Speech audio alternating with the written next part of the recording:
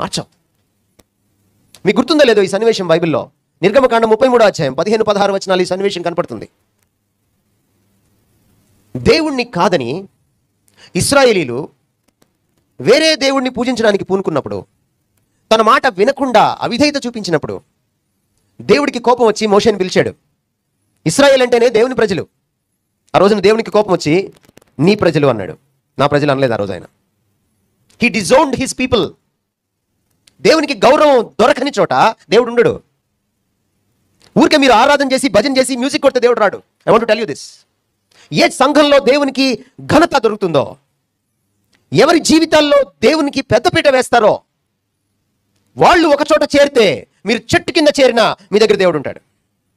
You know that? మీరు ఒక ఫంక్షన్కి వెళ్తారు, మీరు, దేవుడు కాదు మీరు. ఆ ఫంక్షన్లో మిమ్మల్ని ఎవరు పట్టించుకోలేదు.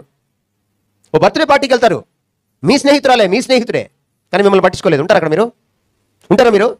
No, because you have self dignity. మీకంటే ఆత్మగౌరవం లేదా ఈ దేవుడికి? ఆయనకి మీ జీవితంలో గౌరవం దొరకనప్పుడు మీరు ఎన్ని ప్రోగ్రాంలు పెట్టుకుంటే ఆయన ఎందుకు వస్తాడు? మీరు ఎంత భజన చేస్తే ఆయన ఎందుకు వస్తాడు? ఆయనకి మ్యూజిక్ తెలియక?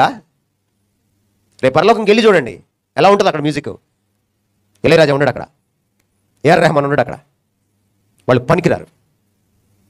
మ్యూజిక్ పుట్టింది పరలోకంలో, ఈరోజు మ్యూజిక్ తాండవిస్తుంది నరకంలో.